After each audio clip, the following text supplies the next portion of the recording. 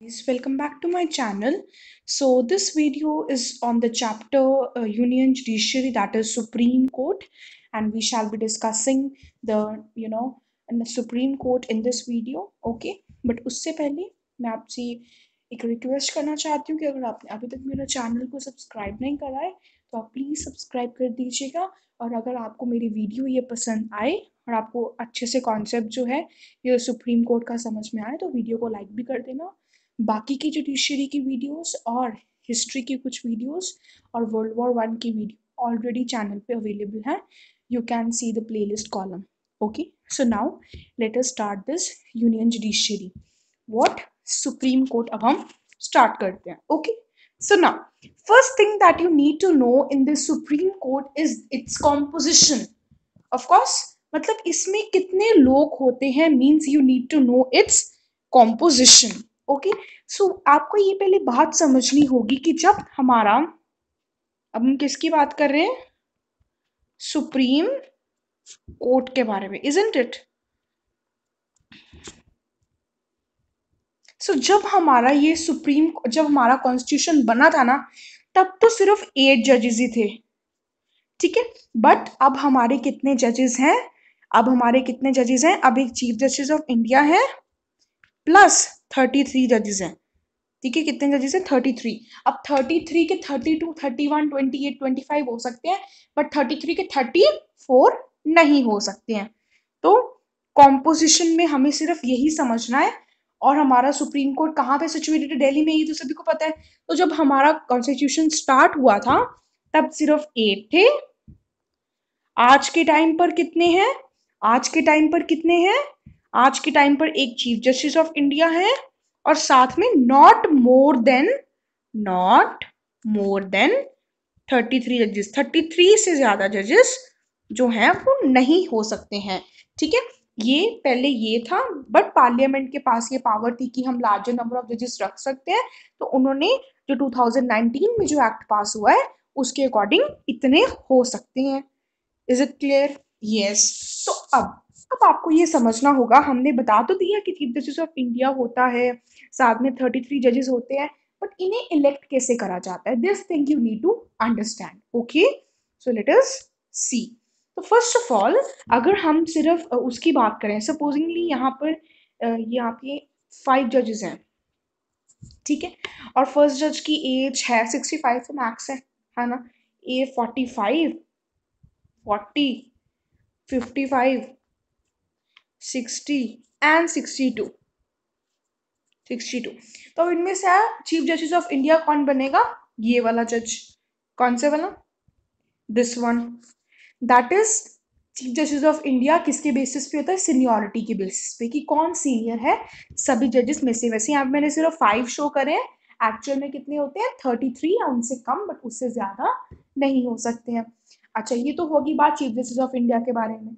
अब हम बात कर लेते हैं किसके बारे में? सिंपल जो जजेस होते हैं बाकी के, ठीक है। तो उन्हें किस तरह से इलेक्ट करा जाता है? तो प्रेसिडेंट होता है, ठीक है। प्रेसिडेंट वो आगे जाकर 2 जानों को कंसल्ट करता है, सम जजेस ऑफ द सुप्रीम कोर्ट, जो उन्हें लगता है कि हाँ जी ये थोड़े हैं, है ना, हाई लेवल के बंदे हैं, ठीक है, इनसे हमें कंसल्ट कर लेना चाहिए। सो जजेस of the supreme court and the जजेस ऑफ द हाई कोर्ट। और उधर से किन्हें जाकर कंसल्ट करता है? तो उधर जाके किन्हें कंसल्ट करता है? चीफ जस्टिस ऑफ इंडिया को कंसल्ट करना बहुत जरूरी है। और जो चीफ जस्टिस ऑफ इंडिया होता है वो आगे जाके किसको सेलेक्ट करता है? वो आगे जाके 4, ऐसा थोड़ी है सीधा जाके उनको बोल देगा, नहीं, आगे जाकर 4 सीनियर मोस्ट जजेस को जाके वो कंसल्ट करता है और वो दोनों आपस में सलाह मशवरा कर कर किसे इंफॉर्मेशन बैक करते हैं? प्रेसिडेंट को बैक करते हैं।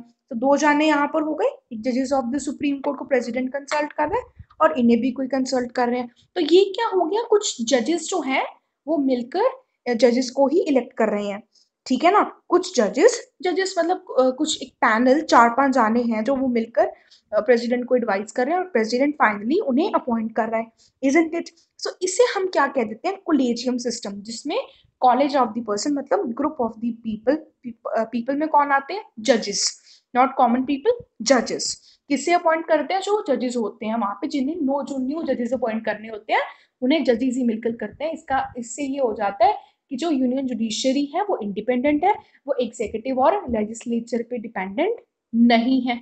ठीक है, नहीं तो अगर बीच में किसी और का रोल आ जाए, लोकसभा राज्यसभा का, तो फिर जो यूनियन जुडिशरी है उनकी इंडिपेंडेंस खत्म हो जाएगी और उनसे बात बात में उनसे परमिशन लेनी पड़ेगी। So it would be very difficult, और फिर गलत काम होने के भी चांसेस हो सकते हैं कि उन्हें उनके लिए हम कुछ भी करने को तैयार हो जाएंगे, हम एक फेयर डिसीजन पास नहीं कर पाएंगे। तो इसलिए उसे एक इंडिपेंडेंट रखा है और जजेस ही अपने जजेस को इलेक्ट करते हैं। तो इसीलिए इसको हम क्या कह देते हैं, कोलेजियम सिस्टम। बीच में एक और एक्ट पास हुआ था 2014 में, national judicial appointment commission act पास हुआ था, बट उन्होंने उसे रिजेक्ट कर दिया और 16 अक्टूबर 2015 को इसे रिजेक्ट कर दिया और उन्होंने बोला नहीं, हमारे लिए कोलेजियम सिस्टम ही सही है, आप ये वाला एक्ट अपना बैक ले लो। क्यों? क्योंकि उसमें इन्होंने क्या करा था, एक कमेटी बना दी, भाई साहब यही करेंगे सब कुछ, आपका तो कुछ नहीं है, अब आप कुछ नहीं कर सकते हो, ये जो कमेटी है नेशनल जुडिशियल अपॉइंटमेंट कमीशन, ये ही सब कुछ करेगा, हमने बना दिया एक कमीशन, हमने कमीशन बना दिया और आप यही आपको रिकमेंडेशन करेगा, जजेस वजेस अपना काम करो, हमें आपसे कुछ लेना देना नहीं है। बट इन्हें लगा कि भाई नहीं, यहाँ पर ना कुछ गलत काम भी हो सकते हैं, फिर वो करप्शन वगैरह भी हो सकती है, कोई पैसे देकर भी बन सकते हैं, तो उन्होंने बोला नहीं, इट इज नॉट रिक्वायर्ड, तो हमारा कोलेजियम सिस्टम सबसे अच्छा है।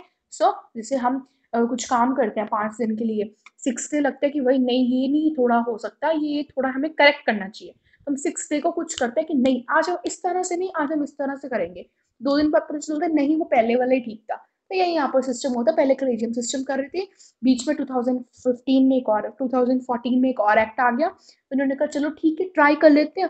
1 साल इन्होंने ये करा और अगले साल इन्होंने फिर से अपना कोलेजियम सिस्टम वापस लिया, बिकॉज उन्हें लगा कि वो ज्यादा इफेक्टिव है। अच्छा, अब जजेस को इलेक्ट तो कर रहे हैं, अब जजेस को किस तरह से कोई मतलब एक होना चाहिए ना, जिन्होंने अपने आप को रजिस्टर करा, ऐसा तो नहीं कॉमन पीपल में ये जज बन सकते हैं, जज बन सकते हैं, वो तो नहीं हो सकता ना।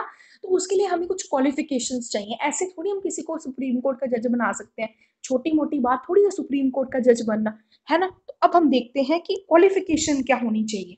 सबसे पहले सिटीजन ऑफ इंडिया, वो तो होना ही चाहिए ना, अमेरिका का आके थोड़ी ना यहाँ पे बना सकते हैं, नहीं, पहले उसे इंडिया का सिटीजन बनना होगा, उसके बाद में मे बी, ठीक है, बट पहले इंडिया का सिटीजन होना चाहिए, ये तो फर्स्ट होता है। बट एग्जाम में आपको क्वेश्चन क्या पूछ लेते हैं, वो आपको क्वेश्चन पूछ लेते हैं give the qualification except the citizen of India. वहां पे फिर कुछ बच्चे खराब हो सकते हैं, उनके वहां पे मार्क्स जा सकते हैं, क्योंकि वो क्या करते हैं 2-3 पॉइंट्स कर कर आते हैं, एक सिटीजन ऑफ इंडिया वाला और बाकी के 2 पढ़ लेते हैं, तो पेपर में तो 1 नंबर गया। तो इसीलिए सिटीजन ऑफ इंडिया के अलावा आपको पॉइंट्स करने हैं। सिटीजन ऑफ इंडिया तो बहुत कॉमन है, वो तो आप लिखोगे आपको मार्क्स मिलेंगे, बट अगर उन्होंने कह दिया कि एक्सेप्ट, तो फिर तो काम खराब हो जाएगा अगर आप सिर्फ 2 पॉइंट कर कर गए हो तो, ठीक है ना। तो उसके लिए आपको ये बात समझनी होगी, या तो 5 साल के लिए हाई कोर्ट का जज रहे हो, या फिर 10 साल के लिए एडवोकेट रहे हो, या फिर प्रेसिडेंट को हो कि हाँ ये एक वेल क्वालिफाइड पर्सन है, इसकी जुरिस्डिक्शन पावर अच्छी है। अच्छा, अब हम अगर जजेस इन्हें अपॉइंट कर रहे हैं, तो भाई कब तक रहेंगे, मरने तक थोड़ी ना रहेंगे वहां पे, नहीं ना, तो उन्हें कभी तो रिटायर होना पड़ेगा ना। तो 65 ईयर्स तक, जैसे 65, जैसे सपोज करो कि कोई बंदा है उसका आज 15 अक्टूबर आने वाली है, तो 15 अक्टूबर को वो अपना 65 ईयर्स का हो जाएगा, ठीक है। तो अब 65 ईयर्स का 15 अक्टूबर को, अक्टूबर के बाद November, so on the 31 October, that is at the end of the month, उस बंदे को रिटायरमेंट लेनी ही पड़ेगी, ठीक है। तो उसके बाद में और एक्सटेंशन नहीं होता है, 65 इज द मैक्सिमम एज, ठीक है, क्योंकि और भी जजेस आने होते हैं ना। अच्छा, अगर हमें लगे कि भाई ये काम अच्छे से नहीं कर रहा है, मिसबिहेव कर रहा है, तो उसे वो रिमूव कर सकते हैं, अगर अपॉइंट कर सकते हैं तो रिमूव भी कर सकते हैं। Well, now we are going to talk about jurisdiction, कि चलो सुप्रीम कोर्ट तो है, तो ये इन कैसे अपने जजमेंट्स को कैरी आउट करते हैं, क्या क्या चीजें होती हैं, अब हम उसके बारे में पढ़ते हैं। तो जुरिस्डिक्शन क्या होती है, जुरिस्डिक्शन का क्या मतलब है, जुरिस्डिक्शन, ये आपने वर्ड काफी बार ही सुना होता है, बट आधे से ज्यादा लोगों को इसका मीनिंग नहीं पता होता। जुरिस्डिक्शन एक वो पावर है जो कि कोर्ट के पास होती है, let it be a supreme court, high court और अ सबऑर्डिनेट कोर्ट, हम जनरल बात कर रहे हैं। जो पावर किसके पास है, कोर्ट के पास है। क्यों एक्सरसाइज करते हैं, क्यों यूज करते हैं, to carry out the judgment, कि हमें जजमेंट कैरी आउट करनी है ना, कोई प्रॉब्लम लेकर आया उसकी प्रॉब्लम सॉल्व करनी है, हमें कुछ जजमेंट देनी है भाई, ऐसे नहीं ऐसे करो, ऐसे नहीं ऐसे करो, दैट इज कॉल्ड जजमेंट। दूसरी चीज लॉज को इंटरप्रेट करना, इसका क्या मतलब हुआ कि जो कॉन्स्टिट्यूशन में लिखे, जैसे आपकी बुक में जो लिखा है, आपको अगर वो टीचर पढ़ाती है ना, नहीं तो आप तो कुछ भी समझ के रख सकते, कभी हम गलत चीजें भी समझ लेते हैं कि हम अपने ही अंदाजे लगा लेते हैं कि नहीं शायद यही सही हो, है ना। तो इस तरह से जो सुप्रीम कोर्ट होते हैं ना, हाई कोर्ट, अब जैसे हम स्टूडेंट्स, जो स्टूडेंट्स होते हैं वो भी तो पढ़ते हैं ना बुक को, अपनी इंटरप्रिटेशंस करते हैं ना कि हाँ ऐसे हो सकता है, बट नहीं, हम टीचर से भी पूछेंगे, हमेशा बोलते हैं ना आपस में, फ्रेंड्स में, कि हम ना टीचर से एक बार कंफर्म कर लेंगे, कंफर्म करना है। इसी तरह से हाई कोर्ट भी लॉज को इंटरप्रेट करता है, बट अगर उससे लगे डाउट में आए, कई बार हमें कंफर्म होता है, ऐसे ही हाई कोर्ट भी कई बार उन्हें डाउट होता है, तो वो कहते हैं कि ओके ठीक है, अब सुप्रीम कोर्ट को जाके कंसल्ट करिए, लॉ की इंटरप्रिटेशन है, लॉ की इंटरप्रिटेशन मतलब कॉन्स्टिट्यूशन में एक लॉ लिखा है उसे पढ़कर समझना, उसे सही तरीके से इंटरप्रेट करना। आपकी बुक में कुछ लिखा है, उस लाइन का मतलब कुछ और होता है, हम कुछ और समझ लेते हैं, तो उस चीज को करेक्ट करने के लिए सुप्रीम कोर्ट बैठा है, तो वो उसे जिस तरह से इंटरप्रेट करेगा सभी लोग उसे उसी तरह से लेंगे। तो ज्यूरिस्डिक्शन में क्या क्या आता है, जजमेंट कैरी आउट करना, लॉज को इंटरप्रेट करना, और जब ऑब्वियसली जब जजमेंट कैरी आउट हो जाएंगी, लॉज को इंटरप्रेट कर लिया, तो डिस्प्यूट्स तो सेटल हो ही जाएंगे। तो ये होता है ज्यूरिस्डिक्शन। हम इसकी डेफिनेशन लिख लेते हैं, कुछ इंपॉर्टेंट वर्ड्स लिख लेते हैं। ओके, सो सबसे पहले it is the court of the law, जो कि इन्हें एक्सरसाइज करते हैं, क्यों करते हैं, जजमेंट कैरी आउट करने के लिए, और दूसरा लॉज को इंटरप्रेट करने के लिए, और डिस्प्यूट्स को टाटा बाय बाय बोलने के लिए। Fine, okay.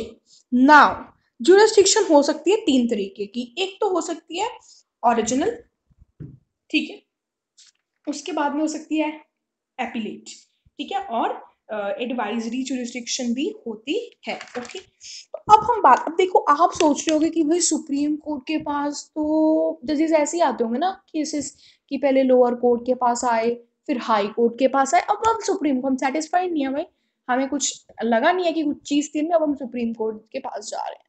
आपको ऐसे ही लग रहा होगा अभी, बट नहीं।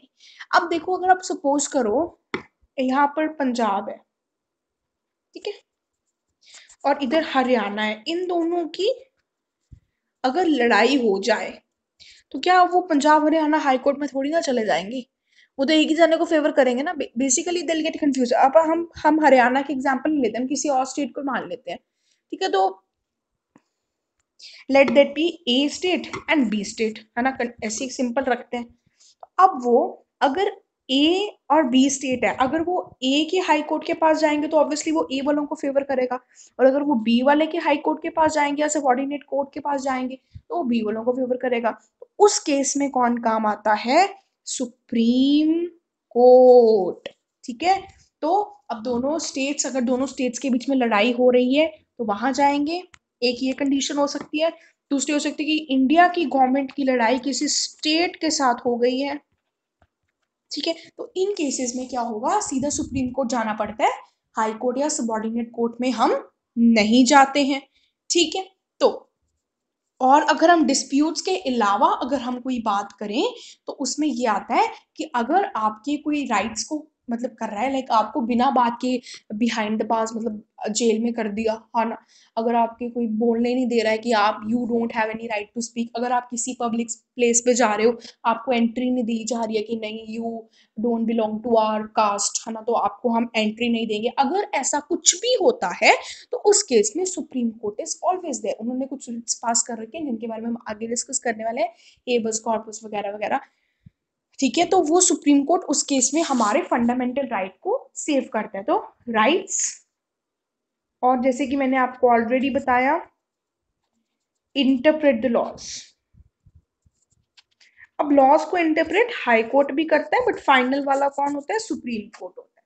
ये तो हो गया ओरिजिनल जुरिस्डिक्शन, मतलब वो केसेस जो डायरेक्टली सुप्रीम कोर्ट के पास आते हैं और सुप्रीम कोर्ट डायरेक्टली उन्हें सुनता है और डिसाइड करके डिसीजन देता था, उसके बाद फिर कई मिनट, जैसे कि वो निर्भय का केस था, तो वहां पे अब सुप्रीम वो एपीलेट था, पहले लोअर से हाई फिर हाई से सुप्रीम, इस तरह से सुप्रीम कोर्ट के पास वो गए थे, took so much of time, but कुछ केसेस होते हैं तो वो सीधा ही सुप्रीम कोर्ट के पास जाते हैं, ठीक है।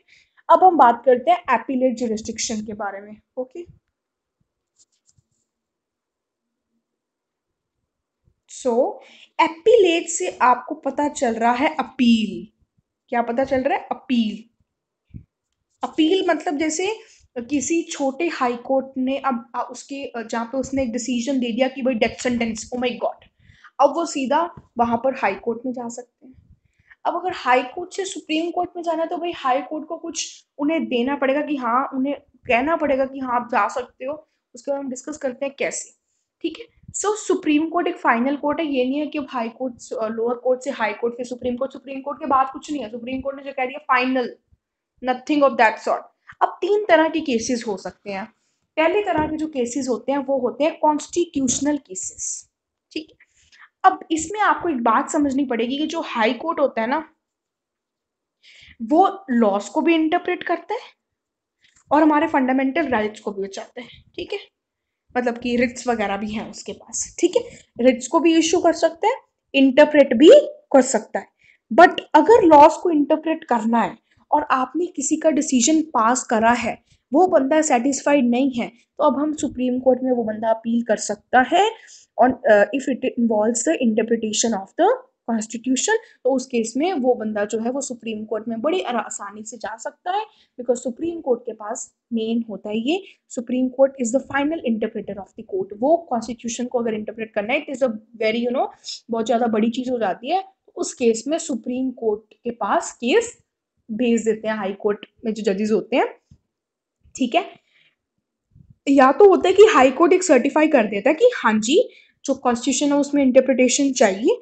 बट अगर हाई कोर्ट कह देता है कि नहीं जी, हाँ ऐसा कुछ नहीं है, आपका सही है, हमने जो भी कहा है वो मतलब सर्टिफाई नहीं करता है, तो फिर उस केस में सुप्रीम कोर्ट भी स्पेशल अपील दे सकते हैं कि हाँ जी ठीक है, हमें लगता है कि आपके केस में इंटरप्रिटेशन चाहिए, तो आप आ सकते हैं, वो खुद सर्टिफाई कर सकते हैं। तो ये तो हो गई बात कॉन्स्टिट्यूशनल केसेस की। भाई साहब, क्या बात करी हमने कि हाई कोर्ट के पास पावर होती है कॉन्स्टिट्यूशन को इंटरप्रेट करने की और हमारे राइट्स को सेव करने की। बट अगर कुछ मैटर्स ऐसे होते हैं जिनमें कि कॉन्स्टिट्यूशन की इंटरप्रिटेशन जिनमें चाहिए होती है, तो उस केस में हमें जो केस है वो हाई कोर्ट से सुप्रीम कोर्ट जाना ही होता है।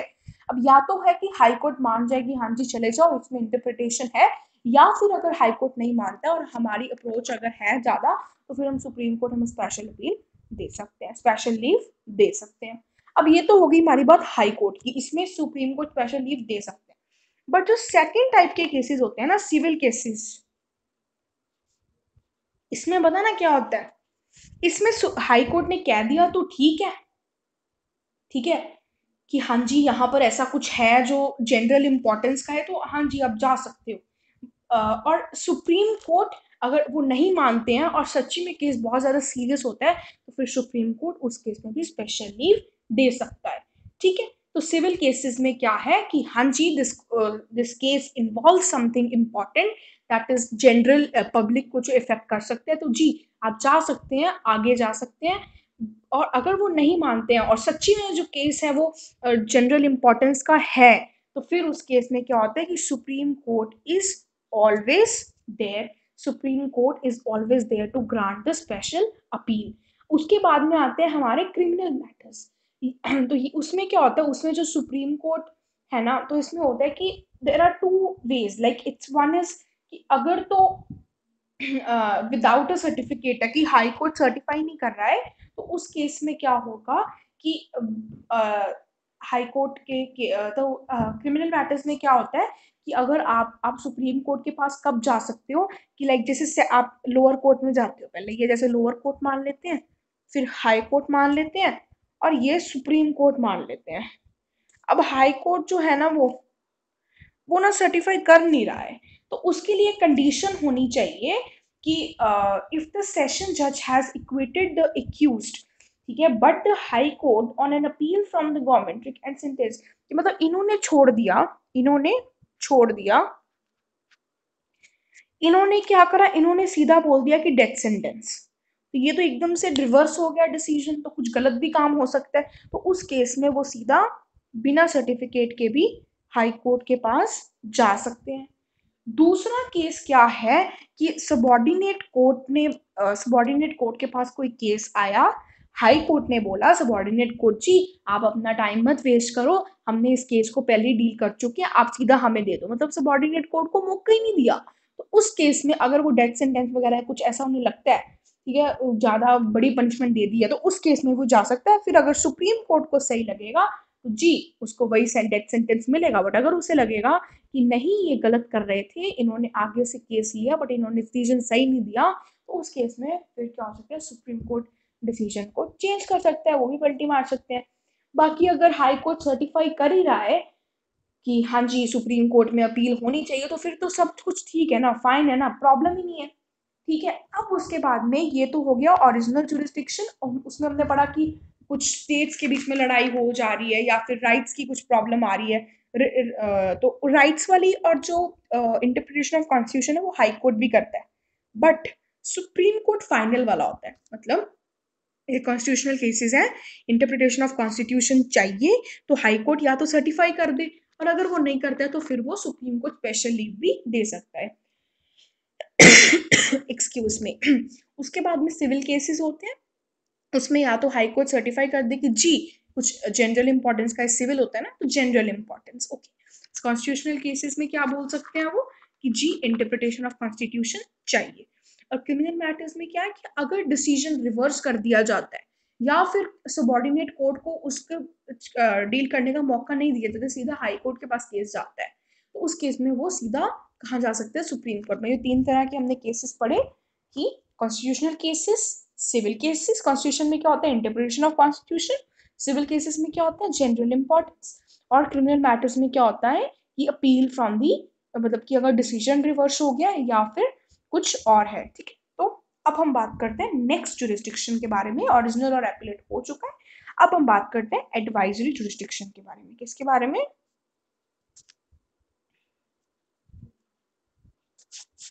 एडवाइजरी जुरिस्डिक्शन के बारे में। अब जो हमारा प्रेसिडेंट है ना, प्रेसिडेंट,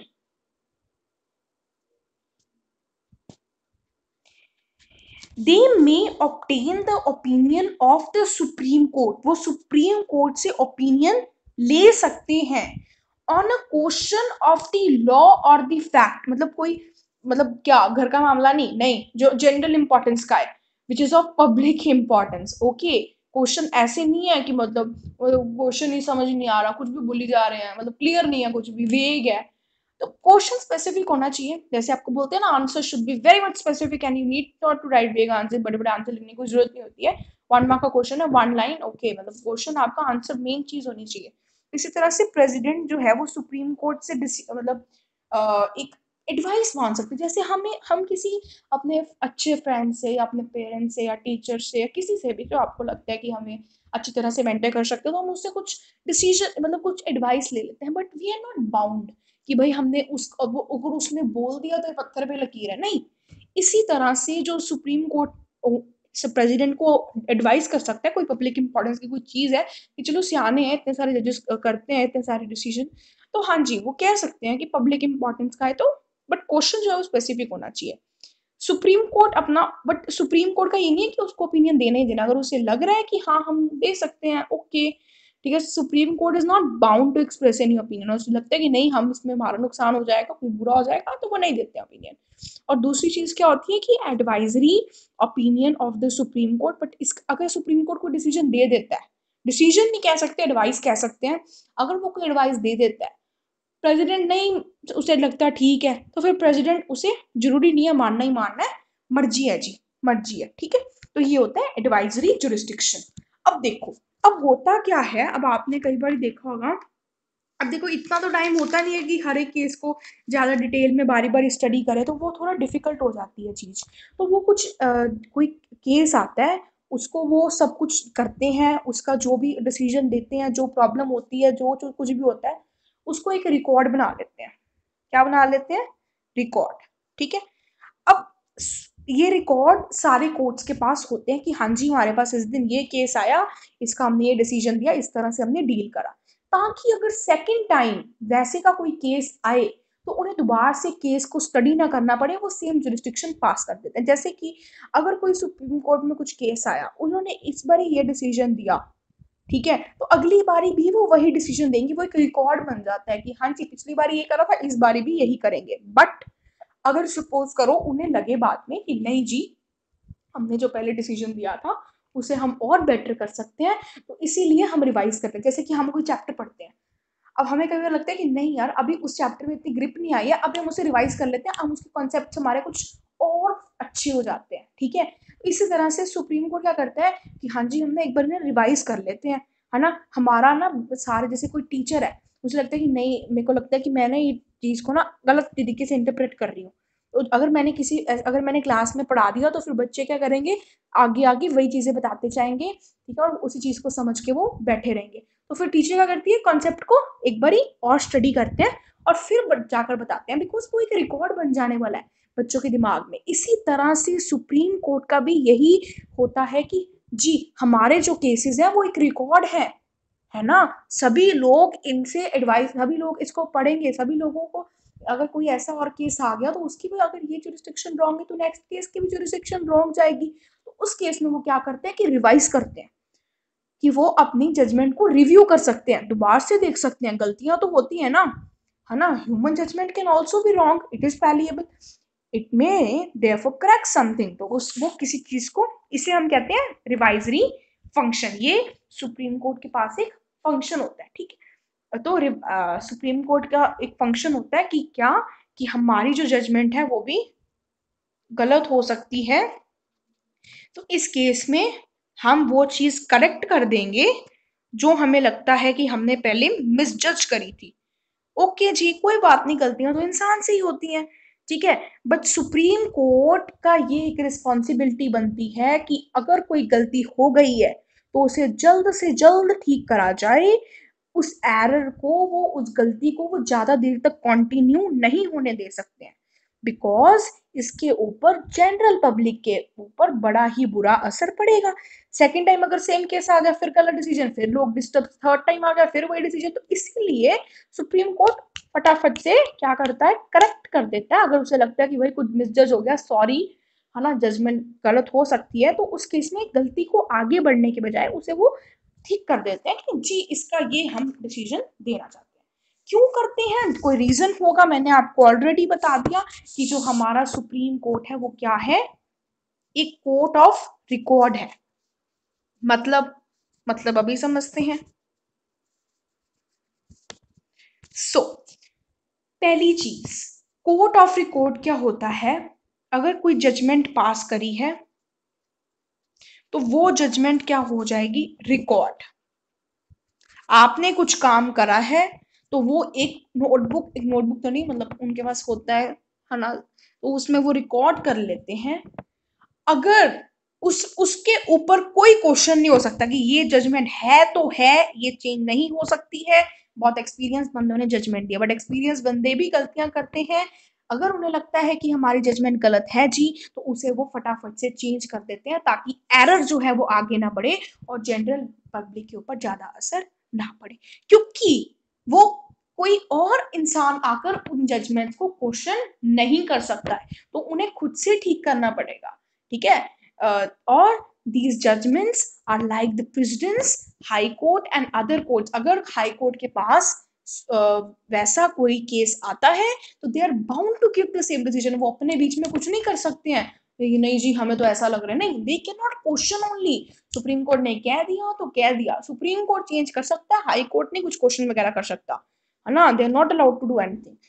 अब जैसे कि मैंने बोला था कि जो सुप्रीम कोर्ट है, हाई कोर्ट है, वो हमारी जो राइट्स को है वो सेव करता है। अगर हमें हमारे कुछ राइट्स इन्फ्रिंज हो रहे हैं, कुछ खराब कर रहा है, तो सुप्रीम कोर्ट और हाई कोर्ट दोनों कर सकते हैं। अगर हाई कोर्ट के पास कोई केस आ रहा है, वो कुछ रिट्स को इशू कर सकते हैं, सिमिलरली सुप्रीम कोर्ट भी कुछ रिट्स को इशू कर सकते हैं। रिट्स क्या होती हैं, ये एक लीगल इंस्ट्रूमेंट होता है कि हाँ जी आपने ये चीज गलत कर रहे हो, आप इसे प्लीज हमारे ऑर्डर्स को ओबे करो। तो कुछ तरह की रिट्स होती हैं, 5 तरह की रिट्स होती हैं, तो अब हम इसे जल्दी जल्दी से डिस्कस कर लेते हैं। सबसे पहली रिट होती है हेबर्स कॉर्पस। सुप्रीम कोर्ट और हाई कोर्ट दोनों इशू कर सकते हैं, ये चीज आपको ध्यान रखनी है। हेबर्स कॉर्पस का क्या मतलब होता है, you may have the body, you may have the body. कौन सी बॉडी? डेड बॉडी नहीं। Let me tell you what is it. So you need to understand that it provides a remedy for a person who has been unlawfully held in a prison. ऐसे ही उठाकर prison में डाल दिया बिना कुछ वजह से, तो उस केस में उसे बचाया जा सकता है. It provides a remedy to that person. Writ can also be issued when person has been detain by, किसी इंसान ने आकर किसी के ऊपर इल्जाम लगा दिया, पुलिस ने उसे अरेस्ट कर लिया और बाद में कोई इंसान जाकर हाई कोर्ट या सबॉर्डिनेट हाई कोर्ट में जाता है, तो उस केस में रिट्स पास हो सकती हैं. Supreme court and high court command the detaining authority to bring, तो वो बोलते हैं कि जी आपने इनको अरेस्ट करवाया, आप क्या हमें रीजन बताएंगे कि आपने इन्हें क्यों अरेस्ट करवाया है. तो अगर उन्हें लगता है कि नहीं जी ये तो कुछ रीजन बना नहीं है, तो प्रिजनर को जो होता है बिना किसी पेपर वर्क के उसे रिलीज कर दिया जाता है, अगर वो एक परफेक्ट रीजन नहीं दे पाता है. So who has been unlawfully held, उसे एक रेमेडी दे दी जाती है. और दूसरा जो रिट होता है वो होता है मैंडेमस. मैंडेमस का क्या मतलब होता है? We command. मतलब कि इंफीरियर कोर्ट है, सुप्रीम कोर्ट हाई कोर्ट को बोल सकता है कि आप ऐसा काम मत करिए, आप ऐसे काम करिए, आप अपने काम में ध्यान दीजिए, आप अपने ड्यूटीज को अच्छी तरह से परफॉर्म करें. तो मैंडेमस का ये मतलब होता है. ठीक है. Purpose is to compel an inferior court to perform their duty, कि आप अपना काम ठीक तरीके से करिए. अगर उन्हें लगता है कि ये काम ठीक तरीके से नहीं हो रहा है, तो ये तब उस केस में ये रिट जो है वो इशू हो सकती है. तीसरी रिट जो है वो है क्यू वारंटो. कौन सी है? Quo warranto. इसमें क्या होता है, अगर कोई बंदा आकर आपकी ऑफिस के ऊपर कब्जा कर रहा है, आपकी प्रॉपर्टी के ऊपर कब्जा कर रहा है कि नहीं चाहिए ये तो मारा है, तो अ, तो सबसे पहले आपको ये बात समझनी होगी कि ये जो ऑफिस है पब्लिक होना चाहिए. उस केस में अगर कोई आ रहा है कि अपनी कोई अथॉरिटी दिखा रहा है, पब्लिक ऑफिस है जी, आके बोल रहा है नहीं जी ये तो मेरा ऑफिस है, तो उस केस में इंसान को बुलाया जा सकता है, उससे पूछा जाएगा कि आपकी क्या अथॉरिटी है इसके ऊपर. अगर उसे उन्हें लगता है कि ये तो इलीगल है काम, तो उस केस में रिट इशू करती है और उसे बोला जाता है कि इसी ऑफिस को अभी के अभी खाली करिए. नेक्स्ट रिट जो आती है वो है रिट ऑफ द प्रोहिबिशन. अब दो रिट्स होती हैं, इनमें बहुत ज्यादा कंफ्यूजन होती है. एक होती है प्रोहिबिशन. प्रोहिबिशन जो होती है रिट, ये किसी काम करने के पहले, मतलब इंफीरियर कोर्ट कोई जजमेंट कैरी कर रहा था जो कि उनकी जुरिस्डिक्शन के अंडर नहीं आती, मतलब उन्हें अलाउ नहीं है, कोई स्टेट के बीच में लड़ाई हो रही है वो लेके बैठ जाए, नहीं. तो उस केस में अगर सुप्रीम कोर्ट को पता चल जाता है हाई कोर्ट ऐसा काम कुछ कर रहा है, तो उन्हें वो बोल सकते हैं कि आप मत करिए, अगर उन्हें करने से, डिसीजन पास करने से पहले पता चल जाता है. अगर पहले पता चल जाता है तो रिट ऑफ प्रोहिबिशन, और अगर बाद में पता चलता है तो रिट ऑफ सर्टेन. ठीक है. तो तो अगली रिट कौन सी है? सर्टेन. अगर पहले तो ये वाली रिट, बाद में तो ये वाली writ. So that's all for the chapter Supreme Court. I hope you have understood the chapter very nicely. Thank you so much, and please hit the like button and also subscribe to my channel. Thank you. Have a good day. Bye bye.